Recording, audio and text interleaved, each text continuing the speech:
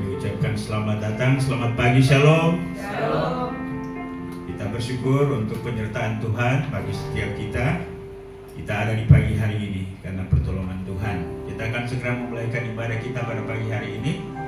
Sebelum kita memulai, saya ajak kita sekalian untuk masing-masing bersaat teduh, berdoa kepada Tuhan. Biarlah hari ini Tuhan dimuliakan dan setiap kita dilawat oleh firman-Nya.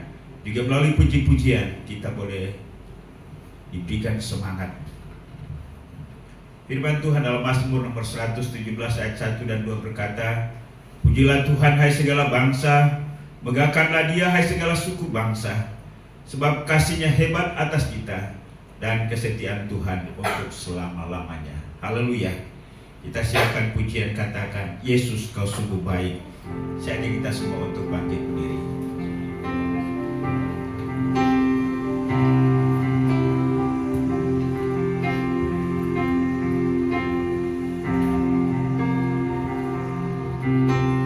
Yesus, kau sungguh baik. Yesus, namamu indah. Yesus, ku cinta kau selalu. Ku tinggikan, ku agungkan selamanya. Katakan, Yesus kau sungguh baik. Yesus, kau sungguh baik. Yesus, namamu indah. Yesus, namamu indah. Yesus, ku cinta kau selalu. Yesus, Ku cinta kau selalu. Ku tinggikan, ku agungkan selamanya.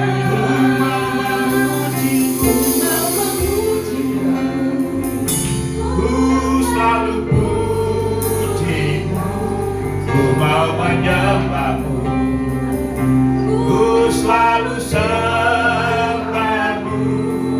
Kau yang layak terima semua pujian, kemuliaan hanya bagi Tuhan. Mari kita ulangi pujian ini sekali lagi. Biarlah pujian kami pada hari ini naik di hadapan Tuhan. Engkau bertanda di atas puji-pujian dan penyembahan kami. Kami bergembira, kami bersuka cita karena Engkau. Terima kasih. kau sungguh baik. Yesus, namamu indah. Yesus, ku cinta kau selalu. Ku tinggikan, ku agungkan selamanya. Yesus kau sungguh baik. Yesus, kau sungguh baik. Yesus, namamu indah. Yesus, ku cinta kau selalu. Ku tinggikan, ku agungkan selamanya. Ku mau memujimu, ku selalu pujimu. Ku mau menyembahmu, ku selalu sembahmu. Kau yang layak terima semua pujian, kemuliaan hanya bagi Tuhan. Ku mau memujimu, ku selalu pujimu. Biarlah pujian ini sungguh keluar dari hati yang mengagungkan dan meninggikan nama-Mu Tuhan. Tuhan berkenan untuk menerima semua ungkapan hati kami hari ini. Engkau yang layak untuk menerima pujian kami. Kemuliaan hanya bagi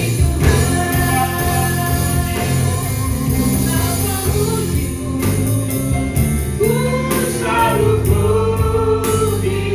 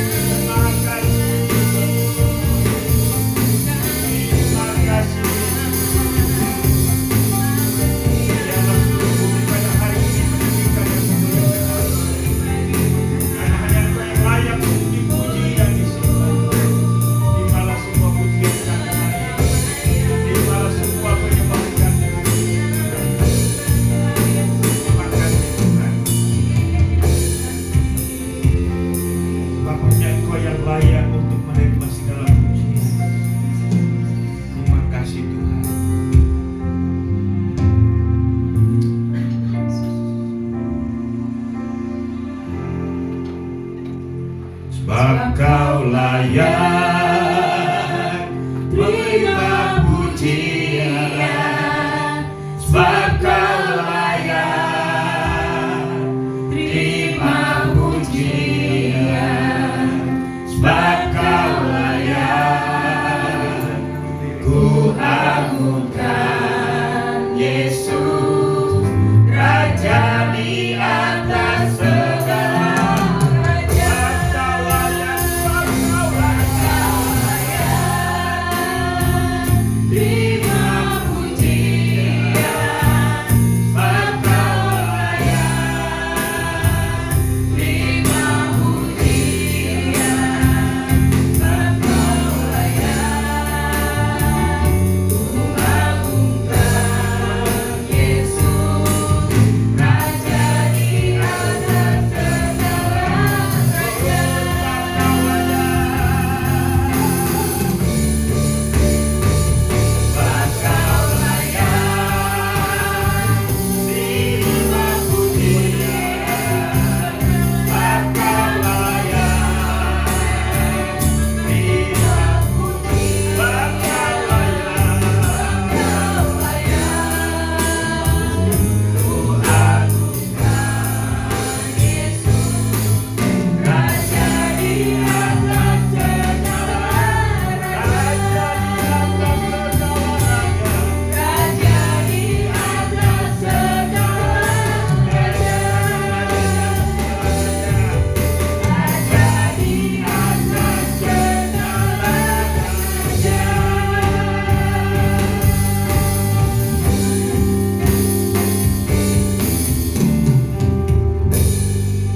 Hanya Engkau yang layak untuk menerima segala pujian di bumi seperti di sorga. Hari ini kami selaku umat ketebusan-Mu kembali dalam ruangan ini bersama-sama. Kami menyatakan pujian dan hormat kami kepada-Mu. Hanya Engkau satu-satunya pribadi yang layak untuk ditinggikan dan dimuliakan. Kami akan beribadah pada pagi hari ini Tuhan. Kami akan bernyanyi, kami akan bersorak, kami akan mendengarkan firman-Mu, kami akan mempersembahkan persembahan kami. Kami percaya kehadiran-Mu di tengah-tengah kami untuk memberikan sukacita, damai sejahtera, melawat, memulihkan dan menyembuhkan kami. Kami berdoa untuk hamba-hamba-Mu yang melayani di altar ini. Biarlah urapan baru dari surga boleh menjadi bagian kami, sehingga pelayanan dan ibadah hari ini dipersembahkan hanya untuk kemuliaan Tuhan. Ibadah kami pada pagi hari dari awal pertengahan hingga selesainya, kami buka dan kami tabiskan hanya di dalam nama Allah Bapa, Allah Anak, dan di dalam persekutuan Roh Kudus. Haleluya, sama-sama kita katakan amin.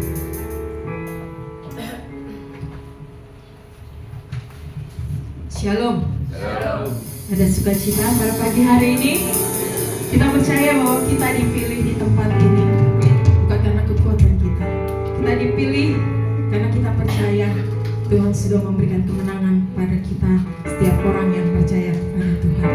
Salami kanan kiri, depan belakang saudara, katakan kita dipilih dari segala bangsa.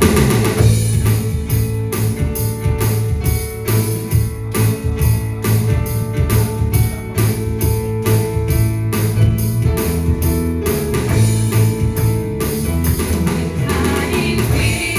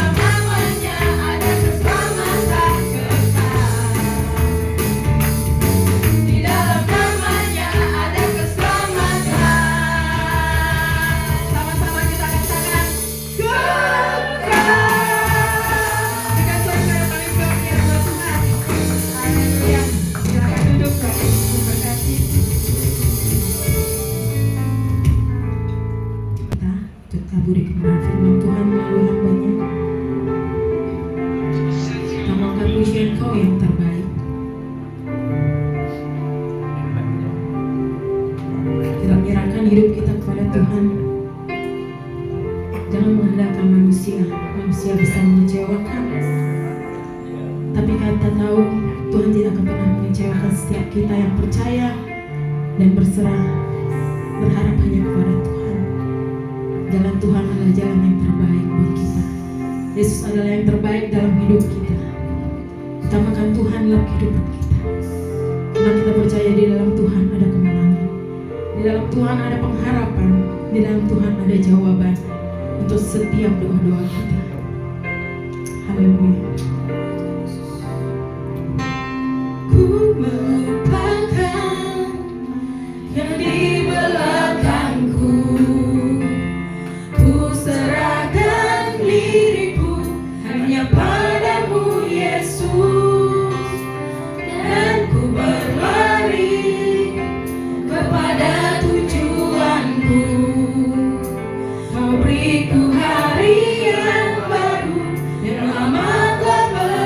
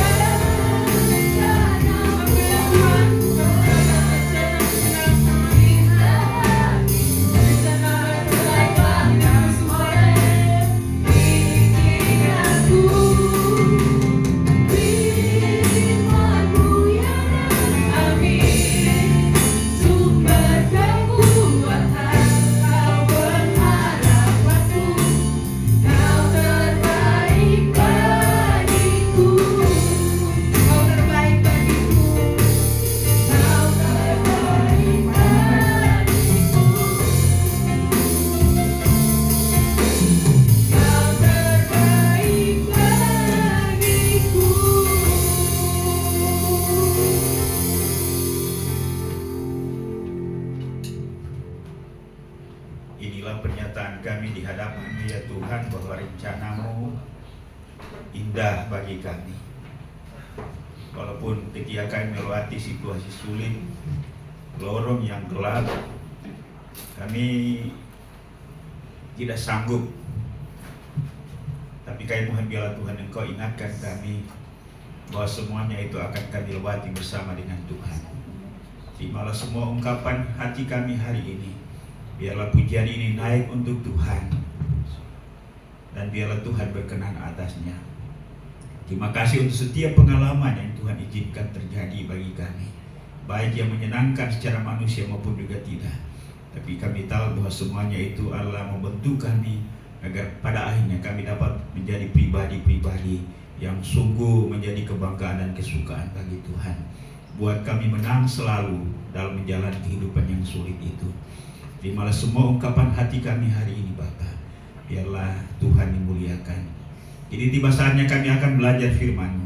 Karena itu kami mohon Tuhan kiranya berkenan untuk berbicara kepada kami, untuk menyatakan apa yang menjadi isi hati-Mu, apa yang menjadi kehendak-Mu, bagaimana seharusnya kami hidup sebagai orang percaya, sebagai anggota tubuh Kristus yang harus berfungsi dan memiliki dampak bagi tubuh Kristus itu sendiri.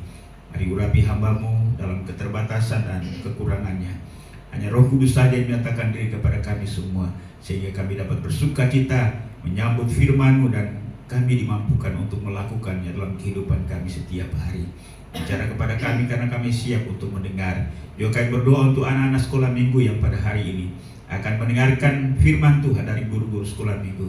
Mari Tuhan bicara kepada mereka sehingga sejak dini, sejak mereka masih kecil, mereka boleh mengenal firman Tuhan, mereka menaatinya, melakukannya, dan Tuhan siapkan masa depan yang penuh harapan. Berkati mereka, berkati guru-guru yang mengajar. Inilah doa kami Tuhan, dalam nama Tuhan Yesus kami berdoa, haleluya, amin. Baik, silakan duduk.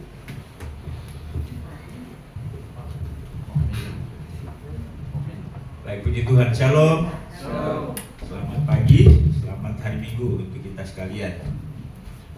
Saya mengajak kita untuk membuka bagian firman Tuhan yang pada pagi hari ini terambil dalam kitab surat Rasul Paulus kepada sidang jemaat di Efesus. Dalam Efesus pasal 4 ayat 1 sampai dengan ayat yang ke-16. Efesus pasal 4 ayat 1 sampai dengan ayat yang ke-16. Kita akan baca silih berganti. Saya akan membacakan ayat yang ganjil. Bapak Ibu jemaat silakan membacakan ayat yang genap.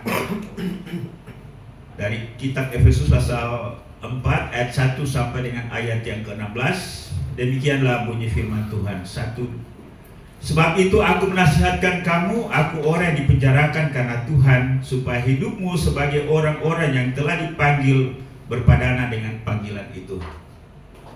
Hendaklah kamu selalu rendah hati, lemah lembut dan sabar. Tunjukkanlah kasih-Mu dalam hal saling membantu. Dan berusahalah memelihara kesatuan roh oleh ikatan damai sejahtera. Satu tubuh, satu roh, sebagaimana kamu telah dipanggil kepada satu pengharapan yang terkandung dalam panggilan-Mu. Satu Tuhan, satu iman, satu baptisan.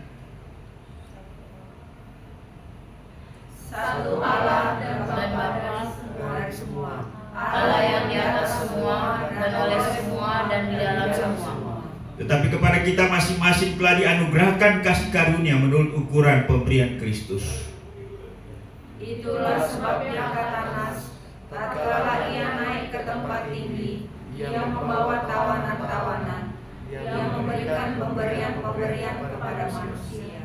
Bukankah Ia telah naik, berarti bahwa Ia juga telah turun ke bagian bumi yang paling bawah? Ia yang telah turun, Ia juga yang telah naik jauh lebih tinggi daripada semua langit dan membentukkan segala sesuatu. Dan Ialah yang memberikan baik rasul-rasul maupun nabi-nabi, baik pemberita Injil maupun gembala-gembala dan pengajar-pengajar, untuk memperlengkapi orang-orang kudus bagi pekerjaan pelayanan, bagi pembangunan tubuh Kristus. Sampai kita semua telah mencapai kesatuan iman dan pengetahuan yang benar tentang anak Allah, kedewasaan penuh dan tingkat pertumbuhan yang sesuai dengan kepenuhan Kristus. Sehingga kita bukan lagi anak-anak yang diombang-ambingkan oleh rupa-rupa angin pengajaran, oleh permainan palsu manusia dalam kelicikan mereka yang menyesatkan. Tetapi dengan teguh berpegang kepada kebenaran, di dalam kasih kita bertumbuh di dalam segala hal ke arah Dia, Kristus yang adalah kepala. Daripadanya lah seluruh tubuh yang rapi tersusun dan diikat menjadi satu oleh pelayanan semua bagiannya, sesuai dengan kadar pekerjaan tiap-tiap anggota, menerima pertumbuhannya dan membangun dirinya dalam kasih. Puji Tuhan. Nah, Bapak Ibu, dalam sepanjang bulan ini kita berbicara tentang kebersamaan. Ya, minggu pertama kalau tidak salah saya menyampaikan firman Tuhan adalah mewaspadai situasi sulit dalam kehidupan bersama. Kemudian pada minggu yang kedua, tema khotbah kita adalah kemenangan atas situasi sulit dalam kehidupan bersama. Nah, minggu lalu Pak Yaman menyampaikan firman Tuhan dengan tema menikmati sukacita dalam kehidupan bersama. Dan hari ini tema kita adalah tanggung jawab dalam merawat dan membangun kehidupan bersama. Tentunya ialah bahwa kita membicarakan kebersamaan itu dalam konteks sebagai tubuh Kristus atau sebagai gereja. Amin. Ya, walaupun memang gambaran kebersamaan itu bisa di mana saja dan itu menentukan konsistensi kita dalam bersikap. Kalau kita di gereja seperti itu, maka di rumah juga pasti seperti itu. Kalau di rumah seperti itu, maka di kantor juga seperti itu. Karena kita terdiri dari pribadi yang satu, yang sama, Allah pribadi di mana Roh Kudus diam di dalam hidup kita. Karena itu, sebagaimana kita di rumah, begitu pun juga di gereja. Sebagaimana kita di rumah, demikian pun juga kita di pasar. Orang melihat kita tetap konsisten, tidak seperti bunglon. Bapak Ibu tahu bunglon ya? Kalau dia hinggap di yang hijau, dia turut hijau. Kalau putih, ya turut putih juga. Nah, akhirnya orang itu tidak jelas, ya. Tetapi kita orang percaya, sebagaimana orang melihat kita di mana saja berada, begitu pun juga keadaan kita. Mengapa? Karena Kristus yang hidup di dalam hidup kita. Ya, sekali lagi, tanggung jawab dalam merawat dan membangun kehidupan bersama. Mari kita melihat pembacaan kita tadi, ya. Ya, ini surat Rasul Paulus yang ditujukan kepada sidang jemaat di Efesus. Paulus berkata, sebab itu aku menasihatkan kamu, aku orang yang dipenjarakan karena Tuhan, supaya hidupmu sebagai orang-orang yang telah dipanggil berpadanan dengan panggilan itu. Artinya ialah Paulus menyebut ini sebagai sebuah pengorbanan, bahwa sekalipun ia dipenjara bukan karena kesalahan, bukan karena sebuah kejahatan, tapi ia dipenjara karena mengemban tugas dan amanat, yaitu memberitakan Injil, merawat gereja-gereja, merawat orang-orang Kristen supaya mereka bertumbuh dalam imannya. Karena itu harapan Paulus, nasihat Paulus adalah supaya hidupmu sebagai orang-orang yang telah dipanggil berpadanan. Mari kita garis bawahi kata berpadanan.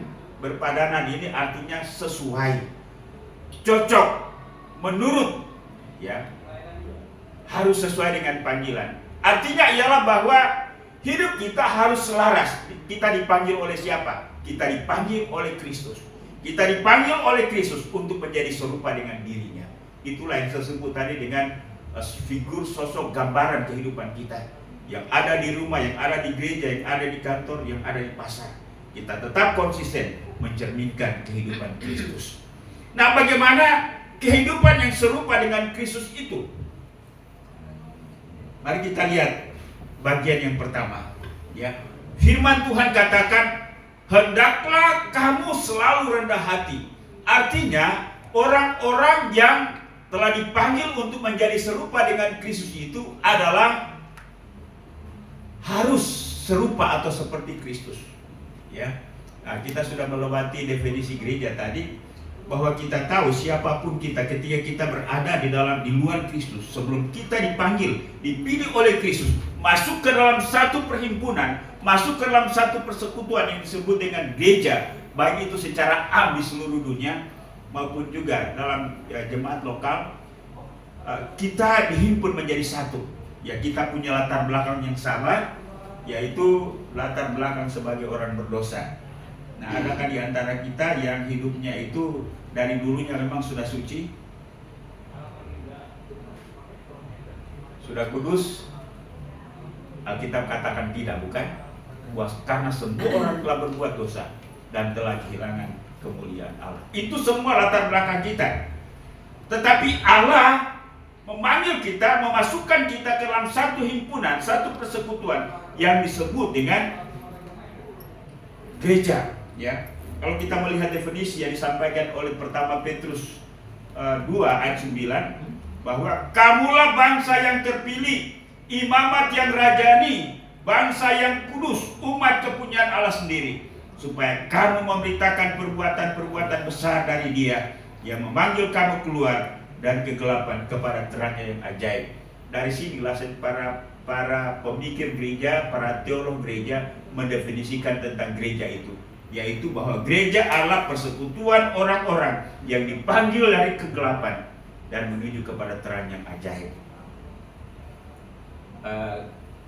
Dari kegelapan itu adalah kehidupan yang serupa dengan iblis, lalu masuk ke dalam sebuah kehidupan yang baru, yaitu kehidupan yang serupa dengan Kristus.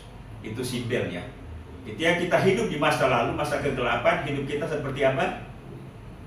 Ya, serupa dengan iblis. Tapi ketika kita hidup dalam hidup yang baru, masuk ke dalam terang yang ajaib, yaitu kehidupan yang serupa dengan Kristus. Mari kita lihat, inilah status kita, ya. Yang pertama adalah bangsa yang terpilih. Saya memahami ini sebagai sebuah keunggulan. Unggul artinya lebih, artinya melebihi yang lain. Kita lebih daripada yang lain bukan karena sesuatu potensi yang ada dalam diri kita, tetapi kita lebih daripada yang lain karena Allah, oleh karena kasih dan anugerahnya, Ia memilih kita, ya memilih saya bukan karena saya hebat, bukan karena saya pintar, bukan karena saya berasal dari ras yang unggul, ya, tetapi karena kemurahan hati Allah, inisiatif dari Allah. Ia memilih saya, lalu kemudian oleh iman saya, Ia menyucikan saya dengan darahnya. Dan ini yang membuat kita bernilai, karena darah Kristuslah yang telah menebus kita sehingga kita menjadi orang yang unggul, ya. Ingat, Bapak Ibu, kita tidak sama lagi dengan orang dunia ini. Orang dunia boleh punya jabatan, orang dunia boleh kaya, orang dunia boleh pintar, orang dunia punya segala sesuatu, tapi kalau mereka tidak memiliki Kristus, maka mereka bukanlah apa-apa. Semua yang mereka miliki hanya sebatas liang kubur. Tetapi saya dan saudara pada akhirnya nanti akan memiliki mahkota kemuliaan di surga. Inilah yang menjadi keunggulan kita. Jadi ya, mari kita bedakan cara atau standar penilaian dunia dan dengan penilaian surga atau penilaian rohani. Ya, kacamata yang kita pakai dalam menilai adalah kacamata Allah. Karena itu sekali lagi kita unggul, ya. Dan karena itu buktikan kepada dunia ini bahwa kita adalah orang-orang yang unggul. Apa yang menjadi bukti yang harus kita nyatakan? Yaitu kehidupan kita yang serupa dengan Kristus. Amin. Orang berpikir bahwa perbuatan-perbuatan besar Allah itu membangkitkan orang mati, menyembuhkan orang sakit, itu bisa disamarkan, bisa juga dilakukan oleh iblis. Tetapi iblis tidak melakukan, tidak mampu untuk melakukan. Orang jahat menjadi orang baik, orang berdosa menjadi orang kudus. Amin. Ini hanya bisa dilakukan oleh Kristus. Kita memiliki keunggulan, ini status kita. Jadi ya, Pak Agus begini-begini memiliki keunggulan, ya. Kalau jika dibanding dengan mereka yang tidak percaya kepada Kristus. Orang dunia boleh menghina kita, memandang, tadi Ibu Bulan bilang dipandang sebelah mata, ya. Iya, Pak. Kedip-kedip jadi gini-gini, Pak. Itu soalnya adanya di dunianya pada kedip semua matanya. hanya kiasan saja itu, ya. Artinya ialah bahwa cara pandang seperti itu cara pandang meremehkan. Ya, siapa sih? Ya tidak apa-apa. Jangankan kita, Yesus saja dihina-hina. Betul. Ya, dihina. Tapi tahukah kita bahwa di mata Tuhan kita unggul? Amin. Betul. Kadang-kadang kita selalu kecewa dengan dunia ini, kecewa dengan orang lain, kecewa dengan bahkan orang dekat kita pun juga yang tidak menghargai kita. Ya. Nah, kadang-kadang kita juga terganggu ketika kita lewat, orang dah sapa, orang dah bilang A, B, C, G, ya. Kadang-kadang merasa tidak enak kan? Ya. Tapi tidak apa-apa. Tuhan, saya percaya saya berharga di mata-Mu. Yes. Saya unggul dan mampukan saya untuk hidup seperti Kristus hidup. Ya. Itu keunggulan kita. Jadi bangsa yang terpilih, ya. Yang kedua adalah imamat yang rajani. Ya, saya memaknai ini sebagai karena imam itu adalah perantara antara manusia dengan Allah. Dulu di zaman ibadah perjanjian lama, Bapak Ibu tidak bisa berdoa sendiri. Bapak Ibu harus datang kepada imam, karena imam yang punya akses untuk berdoa kepada Allah. Ya, potong lembu, potong sapi, minimal burung merpati lah. Setelah dikorbankan, kemudian minta ampun kepada Allah, lalu imam itulah yang akan menyampaikan kalau Bapak Ibu berbuat dosa atau membutuhkan apapun untuk memohon kepada Allah. Ya, dulu cara ini diadopsi Katolik ya. Nah, tapi setelah kita memahami bahwa Kristus telah meruntuhkan tembok pemisah dengan lambang baik Allah terbelah dua, maka setiap kita bebas untuk datang kepada Allah. Jadi kita adalah imamat yang rajani. Artinya ialah imamat yang melakukan apa yang diperintahkan oleh Raja kita, Kristus Yesus, yaitu membawa semua orang untuk datang kepada Allah. Karena inilah fungsi kita sebagai orang percaya. Ya, mendoakan dunia ini, mendoakan semua orang percaya. Kita masing-masing menjadi imam, menjadi imamat bagi yang satu kepada yang lain. Karena itu mari hargai, maknai, fungsikan status kita sebagai imamat dengan berdoa, dengan memberitahukan kepada dunia ini tentang dosa mereka dan tentang keselamatan yang diberikan oleh Kristus. Yang ketiga, bangsa yang kudus. Ya, kudus itu artinya dikhususkan, diistimewakan. Ya, unik, beda, khusus, spesial. Kita ini istimewa. Ya, sekali lagi kita istimewa bukan karena kita cantik atau gagah, tapi kita istimewa karena Kristus telah menebus kita dengan darahnya, membuat kita istimewa di hadapan Tuhan. Bangsa yang kudus. Karena itu pertahankan bahwa dengan dunia ini kita beda. Lalu yang terakhir, umat kepunyaan Allah sendiri. Bapak Ibu dan Saudara, kalau kita melihat definisi tadi bahwa tujuan Allah memilih kita adalah untuk menyertakan perbuatan-perbuatan besar dari Dia, yaitu perbuatan Allah yang telah menyelamatkan manusia melalui Kristus Yesus. Satu-satunya, ya, sekali lagi, satu-satunya tindakan yang dilakukan untuk menyelamatkan manusia Allah dilakukan oleh Kristus di atas kayu salib. Karena itu firman Tuhan katakan, tanpa penumpahan darah tidak mungkin ada pengampunan. Mari kita clear dengan status kita. Status kita Allah, bangsa yang terpilih, imamat yang rajani, bangsa yang kudus, dan umat kepunyaan Allah sendiri. Saya tidak tahu kalau ketika kita menyadari ini, punya kebanggaan gak? Atau ya biasa aja lah. Saya lebih bangga kalau saya jadi kepala kantor. Saya lebih bangga kalau saya punya jabatan di RT, ya. Tapi jabatan di RT juga gak enak ya. Saya bangga karena saya adalah milik Allah. Pertanyaan besar yang mengarah kepada tema kita pada hari ini adalah, apa tanggung jawab kita dalam merawat dan membangun kehidupan bersama? Sebelum kita aktif bertindak keluar, mari kita evaluasi diri kita dulu. Apa kita sudah memiliki hal-hal ini? Apa itu? Yang pertama, hidup hidup rendah hati, ya. Rendah hati. Rendah hati ini ya gampang untuk diucapkan, tetapi sulit untuk kita lakukan, ya. Rendah hati itu artinya merendah diri, kerendahan hati rendahkanlah. Artinya ialah bahwa kerendahan hati ini bukan diperoleh melalui sebuah mujizat. Ya, kan kalau tukang sulap itu dia bilang apa terjadi? Ada langsung berubah. Tidak seperti itu. Untuk menjadi pribadi yang rendah hati harus memahami diri bahwa kita adalah orang sombong. Apakah setiap orang punya potensi kesombongan dalam dirinya? Ya, apa buktinya? Ketika disenggol sedikit, tersinggung, marah. Ya, jadi ciri-ciri orang sombong itu ya cepat tersinggung, cepat marah. Ya, ya itu gejalanya, ya, atau tanda-tandanya. Jadi harus memahami dan menyadari diri bahwa ya saya bukanlah orang yang rendah hati. Karena itu saya ingin untuk berubah menjadi pribadi yang rendah hati. Lalu kemudian harus ada sebuah kerinduan, ada sebuah sikap, ada sebuah tindakan. Juga disertai dengan doa dan iman bahwa Tuhan, saya pasti berubah. Jadi ada ini disadari, diingini, diupayakan dan belajar terus menerus. Memang sekali lagi tidak seketika kita menjadi orang yang rendah hati. Terus ketika kita berdoa, Tuhan tolong saya supaya saya rendah hati.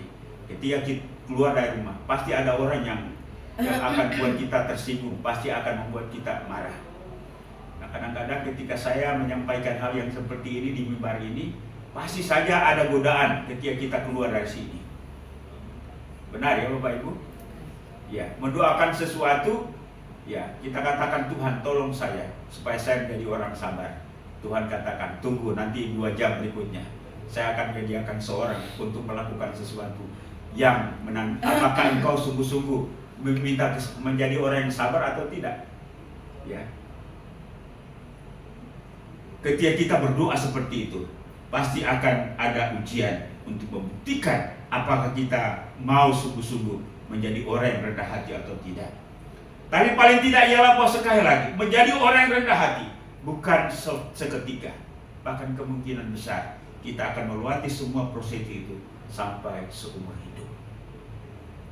Tapi ya, jangan pernah putus asa, karena kita sementara menjalani sebuah kehidupan pelatihan yang sampai kapan wallahu alam. Bapak Ibu sudah tamat dengan sikap kerendahan hati ini? Ya, belum. Tapi kita mau kan? Karena firman Tuhan katakan, kita harus menjadi orang yang rendah hati. Karena kalau tidak demikian, maka kita tidak layak untuk menjadi pengikut Kristus. Ya. Nah, rendah hati memiliki kesadaran tentang keadaan diri sendiri yang bukanlah siapa-siapa. Ya, inilah kerendahan hati. Kadang-kadang kalau kita boleh diskusi, mengapa sih kita tersinggung atas sesuatu perkataan yang menyinggung perasaan kita? Ada alasannya? Pak Tira, ada alasan nggak?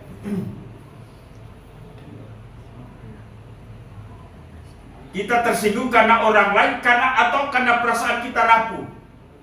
Kita terlalu baper.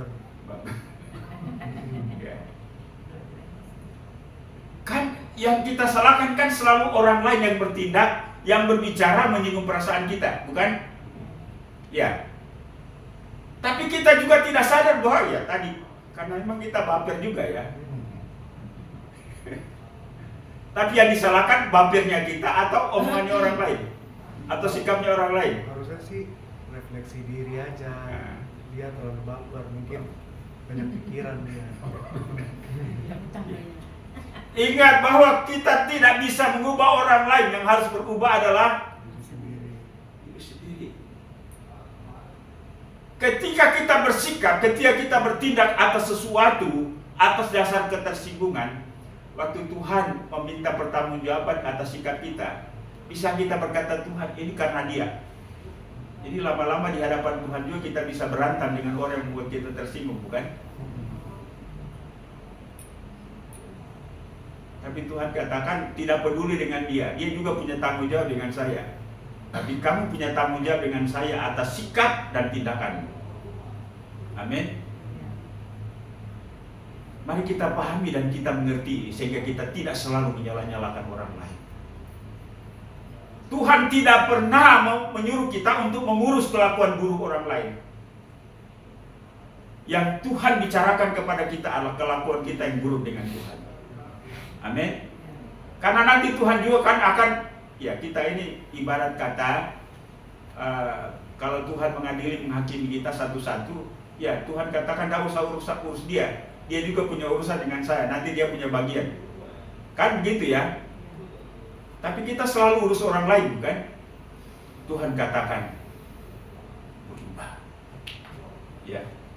Karena itu, agar kita tidak tersinggung, menjadi orang yang rendah hati, mari kita sadar bahwa ya kita ini bukanlah siapa-siapa.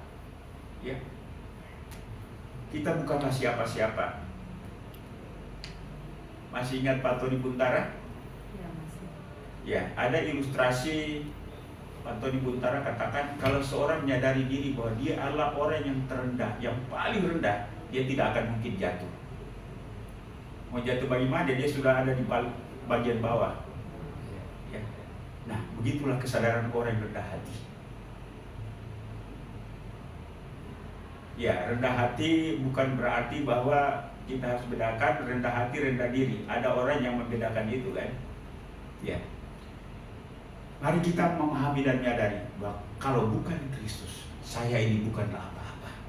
Saya ini bukanlah siapa-siapa. Dan itulah yang dikerjakan oleh Kristus bagi kita. Ia mengubah kita menjadi, kalau kita bisa tampil, kita bermakna, kita berfungsi pada banyak orang. Semua karena anugerah Tuhan. Ya. Jadi rendah hati adalah perasaan mendalam tentang keadaan diri yang kecil, sederhana. Jadi ketika orang merasa diri besar, merasa hebat, dia merasa justru ketika ia disenggol sedikit saja ya marahnya luar biasa. Ketika ada ya satu dua kata saja yang membuat perasaannya tersinggung, maka dia akan marah. Bapak Ibu dan Saudara, firman Tuhan mengingatkan kita bagaimana sikap Kristus. Dalam Filipi pasal 2 ayat 5-8 berkata, hendaklah kamu dalam hidupmu bersama menaruh pikiran dan perasaan yang terdapat juga dalam Kristus. Ya.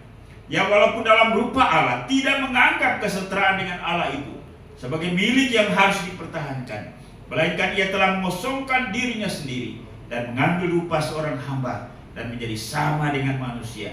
Dan dalam keadaannya sebagai manusia, ia telah merendahkan dirinya dan taat sampai mati, bahkan sampai mati di kayu salib. Saya rasa bahwa inilah contoh kerendahan hati yang paling sempurna. Dia adalah sosok pribadi yang paling agung, paling mulia, paling tinggi. Seharusnya ketika dia direndahkan, dia akan tersinggung. Tapi justru kita yang bukanlah apa-apa, bukanlah siapa-siapa, ketika ada omongan yang tidak mengenakan, tersinggungnya luar biasa. Bisakah ketika ada seorang bersikap tidak menyenangkan kita, atau mengucapkan sesuatu kata dan kalimat yang menyinggung perasaan kita, bisa kita mengingat Kristus? Tuhan, saya bukanlah siapa-siapa, bukan saya sebagaimana Engkau. Mungkin kita berkata, ada orang Kristen beralasan, saya kan bukan Yesus, saya masih manusia, masih punya perasaan, masih hidup dalam daging. Itu kan alasan kita ya, bulan. Tapi apakah ungkapan pikiran itu berkenan di hati Tuhan? Pasti Tuhan tidak berkenan. Dan sekali lagi, setiap kata, setiap sikap yang merendahkan, yang meremehkan kita, pastilah ujian bagi kita untuk membuktikan kita apa kita adalah orang yang rendah hati atau tidak. Karena itu bisa kita sepakat, kalau ada orang yang bersikap tidak baik, atau ada orang yang mengucapkan kata-kata yang menyinggung perasaan saya, bisakah kita berkata kepada Tuhan, Tuhan, inilah harinya, inilah jamnya, inilah saatnya bagi saya untuk membuktikan diri apakah saya adalah orang yang rendah hati atau bukan. Mau Bapak Ibu? Atau kata-kata ini terlalu berlebihan? Halo? Terlalu berlebihan? Saya rasa tidak. Kita mau supaya menjadi orang yang rendah hati. Amin. Kok sulit ya? Ya. Kalau kita mau serupa dengan Kristus, hidup seperti panggilan Kristus, maka tidak bisa tidak. Karena kalau tidak, Kristus katakan engkau tidak layak bagiku. Kalau ada ungkapan seperti ini dari mulut Kristus, maka bahayalah kita. Yang kedua, lemah lembut. Ya, lemah lembut itu diartikan dengan kelembutan watak, kelembutan jiwa. Artinya ialah bahwa lamban dalam merespon kesalahan, tidak berjiwa menghakimi. Ya, biasanya kalau orang lain bersalah, cepat-cepat kita tampil sebagai hakim, bukan? Ya. Lalu kemudian ya mulai omong macam-macam. Ya. Dan satu kali ketika Yesus diperhadapkan dengan seorang yang kedapatan berzina oleh orang-orang Farisi dan orang-orang Yahudi dalam Yohanes pasal 8 ayat 1 sampai 11, mereka datang kepada Yesus dan mendakwa perempuan itu. Mereka berkata, "Guru, menurut hukum Musa, orang yang seperti ini layak untuk dilempar dengan batu sampai mati." Sebenarnya kalau ada orang berdosa, ada orang yang berbuat jahat, yang paling berkepentingan manusia atau Tuhan? Halo Bapak Ibu? Yang paling berkepentingan manusia atau Tuhan? Katakanlah ya seperti ada orang berzina, ya. Yang paling berkepentingan manusia atau Tuhan? Ya, mungkin manusia punya kepentingan, tapi yang lebih berkepentingan adalah Tuhan. Tuhan itu adalah kebenaran. Tuhan adalah sumber kebenaran. Tuhan mau supaya semua orang hidup dalam kebenaran, hidup dalam kekudusan. Seharusnya Tuhan yang paling pertama-tama memprotes. Tapi ketika Yesus diperhadapkan dengan situasi seperti itu, ia tidak merespon secara cepat. Dia menulis di tanah, ya orang juga tidak tahu apa yang ditulis itu. Hanya para penafsir katakan mungkin dia tulis hukum Taurat, ya. Ada satu kalimat di situ, jangan berzina. Tapi yang saya ingin katakan bahwa Yesus tidak cepat-cepat masuk dalam pikiran, dalam barisan orang yang mendakwa perempuan itu.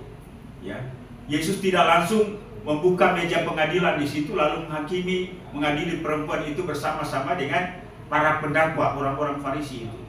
Tapi Yesus malah berkata, karena Yesus dipaksa, terus-terus orang itu mendesak, lalu dia angkat muka, lalu dia bilang, siapa di antara kalian yang merasa diri tidak berdosa, hendaklah dia yang pertama mengambil batu dan melempari wanita ini dengan batu itu. Setiap orang menyadari dirinya bahwa mereka juga adalah orang berdosa. Akhirnya mereka mulai pergi satu-satu. Lalu apa jawab Yesus? Reaksi Yesus terhadap perempuan itu, dia bertanya, apakah tidak ada di antara mereka yang melempari engkau dengan batu? Perempuan berkata, tidak guru. Lalu dia katakan, aku pun juga tidak. Pergilah dan jangan berbuat dosa lagi. Ini sebuah jawaban yang bijaksana. Bijaksana terhadap orang-orang yang mendakwa perempuan itu. Yesus juga bijaksana dengan perempuan itu. Ya. Ia memberi solusi. Orang-orang yang mendakwa itu tidak memberi solusi. Itu hanya merupakan pelampiasan emosi, kemarahan. Padahal tindakan perempuan itu tidak lebih jahat dari tindakan mereka. Inilah sikap orang yang rendah hati. Karena itu kalau ada orang yang salah, kalau ada orang yang berdosa, jangan cepat-cepat dihakimi. Doakan dia, lalu antar dia baik-baik supaya dia kembali kepada kehidupan yang benar. Terimalah dia, dampingi dia, sehingga dia bangkit dari keterpurukannya. Lalu dia bisa berjalan bersama dengan Kristus, juga bersama-sama dengan kita. Amin, Bapak Ibu. Ya, kadang-kadang kita diperhadapkan dengan hal-hal yang sifatnya situasional. Dan kadang-kadang emosi kita naik atas dasar situasional itu. Karena itu, mari kita lambat untuk menghakimi orang sama seperti Kristus. Yang ketiga, sabar. Saya ingin katakan bahwa kerendahan hati, kelemah lembutan, kesabaran adalah merupakan sikap kembar yang tidak bisa dipisahkan satu dengan yang lain. Orang yang rendah hati pasti lemah lembut. Orang yang lemah lembut pasti sabar. Bapak Ibu sepakat? Ya, tidak bisa dipisahkan. Ya, menghasilkan sebuah kehidupan yang serupa dengan Kristus. Ibarat kalau mau buat kue donat itu terdiri dari apa? Tepung, gula, mentega, ya, itu.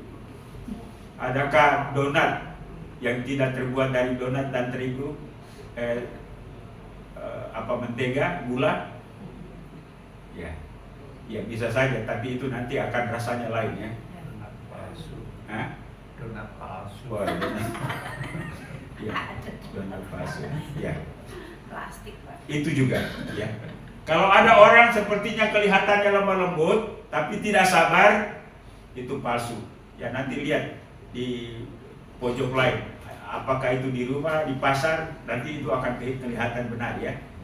Bahwa lemah lembutnya palsu. Ya. Ya, enggak usah kita hakimi orang lain. Lihat diri kita lah ya. Kesabaran, ya. Kesabaran juga merupakan diartikan sebagai ketekunan, ya. Ketekunan, memiliki daya tahan. Memang menjadi orang sabar itu membutuhkan sebuah daya tahan, ya. Baik terhadap orang-orang dekat, juga terhadap mungkin orang-orang yang ini. Tapi biasanya memang kita selalu emosi kita muncul karena orang-orang dekat ya, anak-anak lah, suami atau istri, karena ya mereka berhadapan dengan kita setiap saat, bukan? Ya, ya mereka juga merupakan alat Tuhan untuk dapat memproses kita sehingga kita tampil sebagai orang yang mulia secara rohani. Tapi mereka juga bisa dipakai oleh iblis untuk dapat merusak jiwa kita, pikiran kita, perasaan kita. Tapi disitulah kita diperhadapkan dengan sebuah pilihan. Pilih untuk sabar atau pilih untuk marah. Ya. Ini adalah bagian hidup kita yang tidak bisa kita hindari. Karena itu, sekali lagi, memang ini tidak gampang, tidak sesaat kita menjadi manusia yang sabar. Tetapi melalui sebuah pelatihan yang terus menerus, bahkan sekali lagi, kemungkinan sampai seumur hidup kita. Siapa yang paling tua di antara kita? Pak Agus? Apakah Pak Agus orang yang paling sabar? Enggak juga. Hanya Pak Agus yang bisa. Ya. Jadi ya, usia tidak menentukan bahwa kita, walaupun Pak Agus punya pengalaman dari semua kita ya, tapi tidak juga. Ya hanya Tuhan saja yang tahu lah ya. Hanya Tuhan yang paling tahu. Karena itu ya kita tidak pantaslah untuk saling menghakimi, bukan? Tanggung jawab kita adalah saling menolong supaya kita dipulihkan agar hidup kita seperti atau serupa dengan Kristus. Nah, dalam keadaan seperti ini, penulis kitab Ibrani mengingatkan kita. Dia katakan dalam ayat yang ketiga, Ibrani pasal 12, ingatlah selalu akan Dia yang tekun menanggung bantahan yang sehebat itu terhadap dirinya dari pihak orang-orang berdosa, supaya jangan kamu menjadi lemah dan putus asa. Ya. Sebuah pertanyaan yang diajukan oleh para murid Yesus ketika bicara tentang pengampunan. Petrus katakan, Tuhan, berapa kali saya harus mengampuni sesama saya? Pengampunan dengan kesabaran ada punya korelasi, punya kaitan? Iya, punya kaitan. Ya, Pak Faber, kalau orang berdosa atau membuat kesalahan berapa kali harus dimaafkan, diampuni? 1000. Nah, 1 juta kali. biasanya kita melatih anak-anak, melatih diri kita dengan anak-anak. 1, ya. 2, 3, ya. Keempat apa? Brak. Riak. Tapi Tuhan katakan dah 70 kali 7. Artinya ialah bahwa tidak terbatas. Sabar. Ini bukan hanya untuk suami, bukan hanya untuk anak-anak, tapi untuk orang lain juga yang tidak punya kontribusi dalam hidup kita, yang selalu menyakiti kita. Karena itu sekali lagi, mari kita berpikir bahwa dalam hal keburukan kita tidak punya urusan dengan orang lain. Yang punya urusan dengan orang lain adalah Tuhan.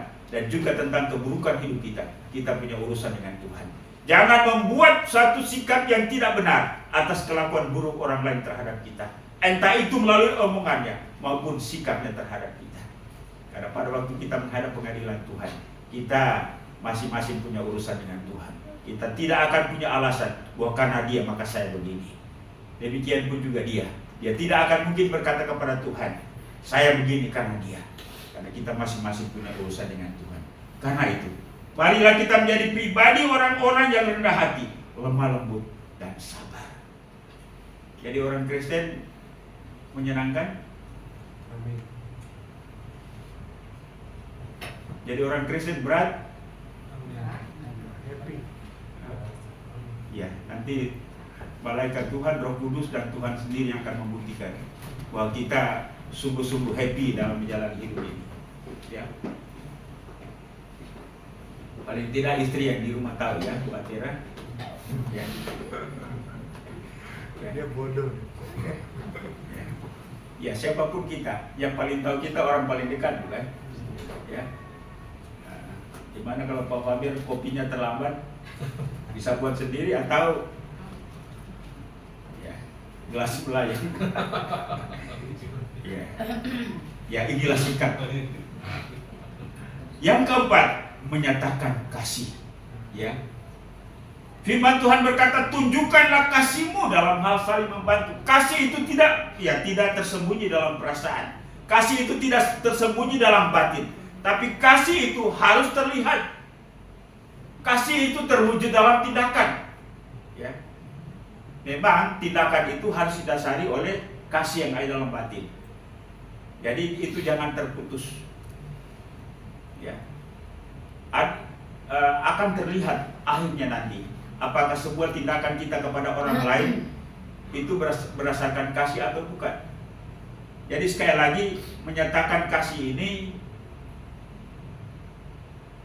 tidak sendiri-sendiri, ya. Jadi orang yang rendah hati, orang yang lemah lembut, orang yang sabar pasti punya kasih. Ya. Kalau kita mengasihi orang yang baik-baik dengan kita sangat gampang. Tapi kalau kita disuruh mengasihi orang yang menyebalkan kita setiap hari, ini persoalan besar. Apa kita punya sikap akan berbeda antara orang yang membuat kita sebel dan orang yang baik hati dengan kita? Pasti. Nah, tapi Tuhan katakan, Tuhan menurunkan hujan baik bagi orang yang jahat maupun bagi orang yang benar. Itu berarti bahwa kasih kita itu kita harus nyatakan baik kepada orang yang baik kepada kita maupun orang yang tidak baik kepada kita. Kalau kita hanya menyatakan kasih kita kepada orang yang baik kepada kita, apa bedanya dengan orang jahat? Apa bedanya dengan orang yang tidak kenal Tuhan? Bukan? Sekali lagi,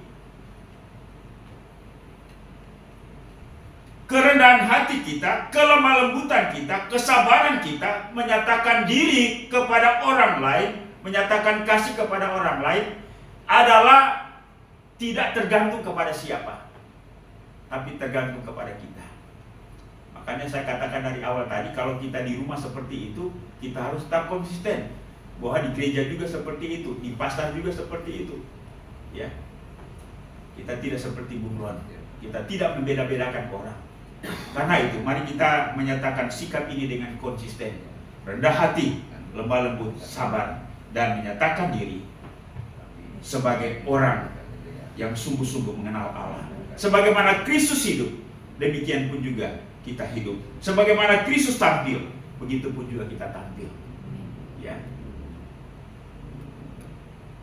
Sifat dan sikap rendah hati, lemah lembut dan sabar, serta selalu menyatakan kasih adalah sifat dan sikap yang menyatu, yang mutlak harus dimiliki dan menjadi ciri dasar serta menjadi kualitas nilai hidup dari orang yang hidup berpadanan dengan panggilan.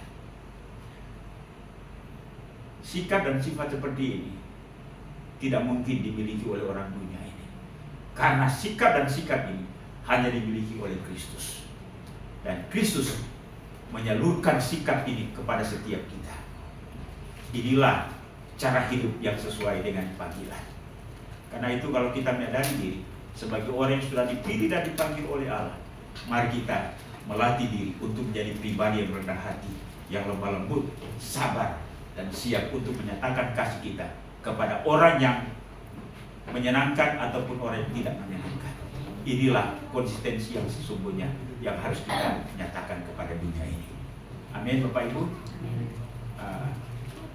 Sebuah pertanyaan bagi kita. Apa kita adalah orang yang rendah hati? Halo? Apa kita adalah orang yang lemah lembut? Amin. Apa kita adalah orang yang sabar? Dikit. Masih kita. Apakah kita telah menyatakan kasih kita kepada setiap orang? Karena firman Tuhan katakan kita tidak hanya menyatakan kasih kita kepada orang baik-baik ya, kepada semua orang. Dan inilah panggilan kita yang sesungguhnya. Mau belajar? Amin. Ya. Memang sulit. Tapi Tuhan katakan apa yang mustahil bagi manusia tidak mustahil bagi Tuhan. Amin. Amin. Tuhan memberkati kita sekalian. Amin. Baik, musik ke depan.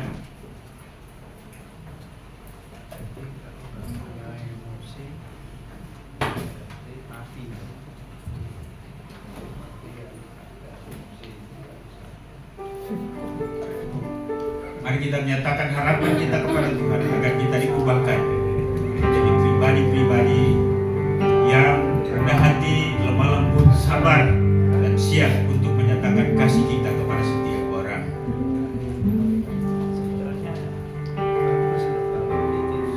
Tuhan kaulah pengharapanku. Mari kita semua berdiri.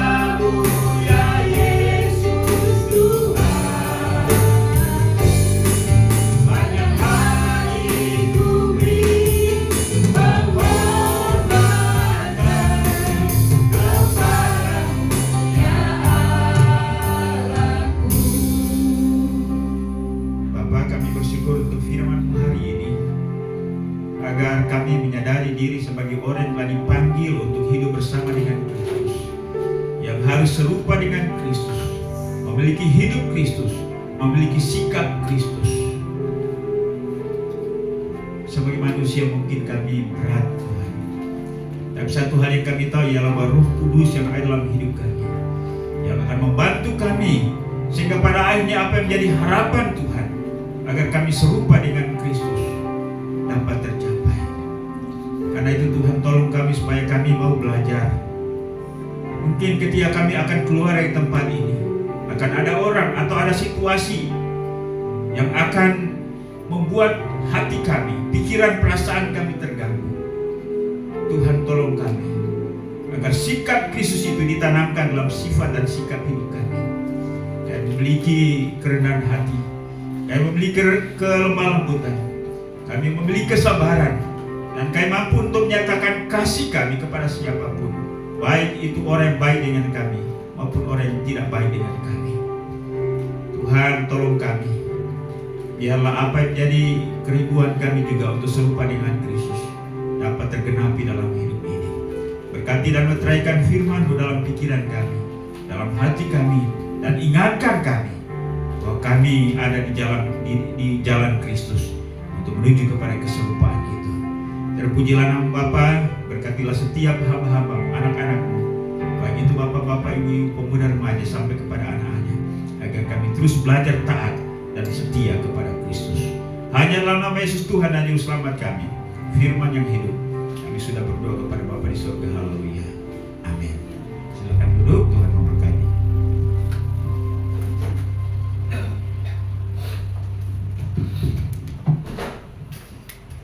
Terima kasih untuk Bapak Gembala yang sudah membagikan firman Tuhan pada pagi hari ini yang bisa menguatkan kita. Tuhan memberkati. Tiba saatnya kita memberikan persembahan. Nanti yang bertugas Adrian.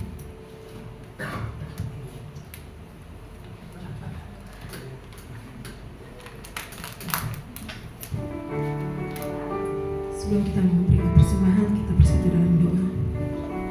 Bapa yang baik, kami kembali mengucap syukur untuk kasih setia Tuhan yang menurut Tuhan dalam kehidupan kami pribadi dan mas pribadi. Terima kasih Tuhan untuk semua berkat yang Tuhan berikan kepada kami, yang kami ada dalam kelimpahan-Nya Tuhan. Tiba saatnya Tuhan, sebagai rasa ucapan syukur kami memberikan persembahan kami yang terbaik di hadapan Tuhan. Biar persembahan kami Tuhan boleh mendatangkan kemuliaan bagi nama Tuhan. Dan biarlah persembahan ini Tuhan boleh memperluas kerjaan-Mu di tempat ini dan maupun di bumi ini Tuhan. Terima kasih, berkati setiap tangan-tangan yang sudah memberi. Tuhan berkati dan Tuhan kembalikan dengan berkat yang berlipat kali ganda. Terima kasih Bapa. Hanya di dalam nama Tuhan Yesus kami siap memberikan yang terbaik. Haleluya. Amin. Sambil persembahan jalankan kita angkat pujian, kecaplah dan betapa baiknya Tuhan.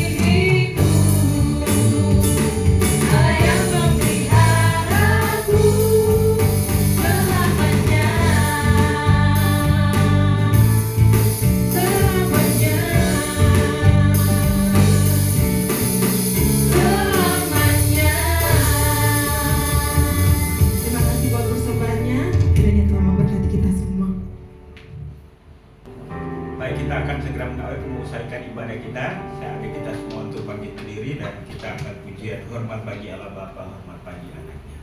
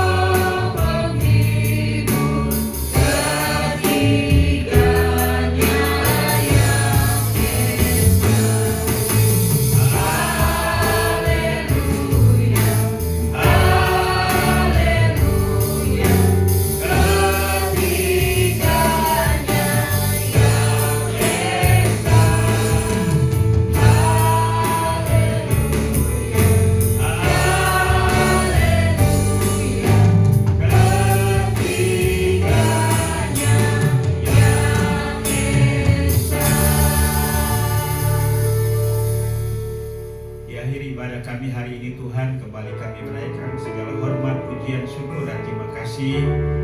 Kami sadar bahwa kalau ibadah ini dapat berjalan dengan segala baik dari awal, pertengahan hingga selesainya, semuanya karena anugerah dan pimpinan Tuhan. Biarlah semua pujian, penyembahan, bahkan persembahan kami, Tuhan menerimanya menjadi kesukaan bagi Tuhan.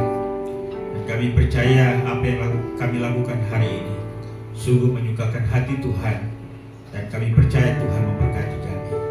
Terima kasih dengan anak-anak-Mu, hamba-hamba-Mu yang telah terlibat dalam pelayanan hari ini, baik yang menyampaikan firman-Mu, yang memimpin kami dalam puji-pujian, singers, pemain alat musik, koletan, juga multimedia. Kiranya berkat yang sama menjadi bagian kami, karena kami tahu janji Tuhan ialah bahwa semua hal yang kami lakukan bagi Tuhan tidak akan pernah sia-sia. Tuhan menyiapkan upahnya bagi setiap kami yang setia melayani Tuhan. Kami bersyukur dengan pengalaman sepanjang minggu, sepanjang bulan ini, Tuhan sudah menyertai, Tuhan sudah memberkati kami. Khususnya kami bersyukur dengan anak-anak hamba-hamba yang berulang tahun. Kami bersyukur dengan hamba-Mu Pak Thomas, Pak Yaman, anak kami Giselle, anak kami Variel, demikian pun juga dengan anak kami Tasya, hamba-Mu Ibu Yuli, hamba-Mu Ibu Bulan. Terima kasih untuk ketambahan usia dalam bulan ini. Kiranya Tuhan memberkati mereka dengan umur panjang, kesehatan, kekuatan, sukacita, damai sejahtera. Tuhan memberkati segala usaha dan pekerjaan mereka. Bagi anak-anak kami, Tuhan siapkan masa depan yang penuh harapan. Tuhan juga memberkati kehidupan rumah tangga, dan biarlah mereka senantiasa menikmati setiap hari bersama dengan Tuhan. Walaupun ada pergumulan yang mereka hadapi, tapi satu hal yang kami tahu ialah bahwa Tuhan tidak akan pernah meninggalkan. Terima kasih juga bersama-sama dengan jemaat Tuhan yang mungkin mengalami pergumulan khusus, tapi dalam minggu ini Tuhan memberikan solusi atau jalan keluar. Bahkan juga mungkin ada hal-hal yang lain yang mereka peroleh dari Tuhan. Bersama-sama kami menopang, menyatakan ucapan syukur dan terima kasih kepada Tuhan. Ya Bapa di surga, hamba terus berdoa untuk pertumbuhan iman rohani dan pada seluruh jemaat Marturia. Tuhan Engkau memberkati, biarlah pengenalan kami akan Tuhan semakin hari semakin bertambah-tambah. Cinta kasih kami kepada Tuhan dan pelayanan terhadap gereja Tuhan semakin bertumbuh. Dan dengan demikian kami dapat memiliki dampak dalam menjalani kehidupan ini, sehingga dengan demikian melalui hidup kami Tuhan dimuliakan. Kami juga berdoa untuk kehidupan rumah tangga, hubungan suami istri, anak orang tua, adik kakak. Tuhan tolong kami supaya kami mampu untuk dapat menyatakan kehidupan yang sesuai dengan firman Tuhan, dan dengan demikian dapat memberkati anggota keluarga kami. Kami juga mau berdoa Tuhan untuk jemaat Tuhan dalam pekerjaan mereka. Tuhan Engkau memberkati supaya pekerjaan itu dapat menghasilkan ekonomi dan keuangan. Kami juga mau berdoa Tuhan untuk jemaat yang sakit lemah tubuh. Kami mohon Tuhan Engkau lawat mereka, jamah mereka, sembuhkan mereka. Kami berdoa untuk hamba-Mu Ibu Asyu, hamba-Mu Ibu Yuli, hamba-Mu Ibu Lia, hamba-Mu Ibu Marta. Tuhan Engkau tolong mereka supaya mereka memperoleh kesembuhan, kesehatan baru, dan dengan demikian nama-Mu dimuliakan. Kami juga mau berdoa Tuhan untuk anak-anak kami yang bersekolah. Kami mohon hikmat, akal budi, kemampuan dan kesanggupan untuk belajar, agar mereka boleh berhasil naik kelas, lulus, lanjut ke perguruan tinggi. Demikian pun juga jemaat Tuhan yang sementara mencari pekerjaan, Tuhan Engkau memberkati. Ya Bapa di surga, kami mau berdoa untuk kebersamaan kami. Tuhan tolong supaya kami tetap sehati dan terus memiliki komitmen untuk bersama-sama untuk dapat menumbuh kembangkan jemaat di tempat ini, baik secara jumlah dan terus secara kualitas. Dan biarlah kami boleh saling bahu-membahu dalam segala kesulitan apapun dalam kebersamaan kami. Mampukan kami untuk bisa bertanggung jawab atas kebersamaan ini. Ya Bapa di surga, kami juga mau berdoa untuk jemaat Tuhan yang ada di tempat yang lain. Dan hari ini kiranya Tuhan Engkau menyertai dan memberkati mereka.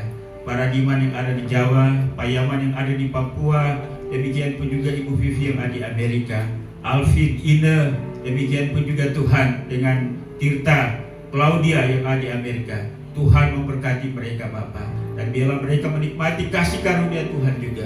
Saya berdoa juga untuk Anggi yang ada di Jepang, Tuhan Engkau memberkati. Pak Koni yang ada di Bogor, Tuhan Engkau memberkati. Ibu Liliana yang ada di Bandung, Tuhan Engkau memberkati. Terima kasih Bapa. Biarlah pada hari-hari di mana mereka kembali, mereka akan bersama-sama dengan kami dan kami boleh menikmati sukacita bersama-sama seperti pada hari ini. Ya Bapa di surga, kami mau berdoa juga untuk jemaat-Mu.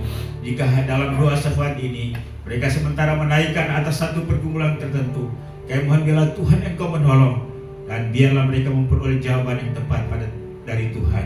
Mereka boleh bersyukur, bersukacita, dan menyaksikan kebaikan Tuhan dalam hidup mereka. Kami terus berdoa untuk masa depan daripada gereja ini. Tuhan Engkau memberkati. Ya Bapa di surga, kami berdoa untuk gereja Kemajuan Indonesia, daripada tingkat pusat, wilayah, daerah sampai kepada gereja-gereja lokal. Tuhan Engkau berkati gembala-gembala sidang. Kami berdoa secara khusus untuk wilayah Jawa Sumatera, daerah Jabotabek 2 dan Jabotabek 1. Biarlah gereja ini boleh bertumbuh, menyiarkan Injil Kristus Yesus ke seluruh pelosok Jawa Sumatera, bahkan ke seluruh Indonesia ini, dan banyak jiwa dapat dimenangkan. Sebuah gereja-gereja Tuhan yang ada di Indonesia kami doakan, Tuhan Engkau berkati pimpinan-pimpinan gereja supaya sehati untuk dapat menjangkau Indonesia ini bagi kerajaan sorga. Dan dengan demikian hormat dan kemuliaan bagi nama Tuhan. Dan berdoa juga untuk pemerintah bangsa dan negara kami. Tuhan Engkau berkati Presiden Joko Widodo bersama dengan Ma'ruf Amin. Bikin juga untuk para menteri yang sementara menjabat dan sebentar lagi mereka akan mengusaikan jabatan mereka. Tuhan Engkau memberkati kelanjutan daripada pemerintahan Presiden dan Wakil Presiden yang terpilih, Prabowo dengan Gibran. Tuhan Engkau berkati mereka Bapa, akan memilih para menteri, bahkan juga jajaran ke bawahnya. Biarlah Tuhan sendiri yang akan bekerja sama dengan mereka untuk dapat memimpin bangsa ini, supaya para pemerintahan kami mendatangkan kemaslahatan bagi rakyat Indonesia. Semua lembaga tinggi negara, TNI, Polri, Tuhan Engkau memberkati. Terima kasih Tuhan. Kami juga mengucap syukur untuk berkat-berkat keuangan yang Tuhan berikan kepada jemaat-Mu. Dan hari ini mereka telah memberikan persembahan itu. Biarlah ini adalah merupakan tanda cinta kasih, tanda iman, tanda tanggung jawab kami terhadap pelayanan pekerjaan Tuhan. Dan Tuhan Engkau melihat, membalas sesuai dengan janji Tuhan. Karena kami tahu bahwa apa semua yang kami lakukan bagi Tuhan, pasti Tuhan memberkatinya. Inilah doa kami Bapa. Kami sadar sungguh bahwa banyak hal yang berkaitan dengan kami, namun tak tersebut melalui doa ini. Biarlah Roh Kudus menyempurnakan doa kami. Karena kami sampaikan doa ini hanya dalam satu nama yang maha kuasa, yaitu Yesus Tuhan dan Juru Selamat kami. Haleluya. Bapa terima kasih. Bapa terima kasih. Bapa terima kasih.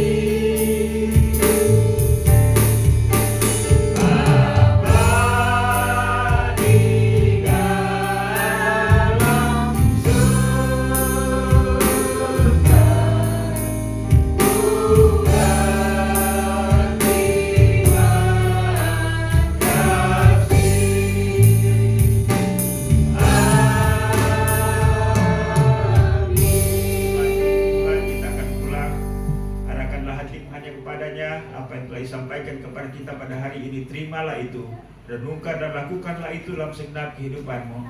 Dan biarlah kasih karunia daripada Allah Bapa, anugerah dan damai sejahtera dalam nama Tuhan Yesus, serta pimpinan penghiburan pertolongan Roh Kudus menyertai kita sekalian hari ini, bahkan sampai Maranatha, Yesus datang untuk menjemput saleh-salehnya. Haleluya, sama-sama kita katakan amin. Silakan duduk jemaat kita. Ibadah kita telah selesai. Tuhan memberkati. Selamat hari Minggu. Shalom.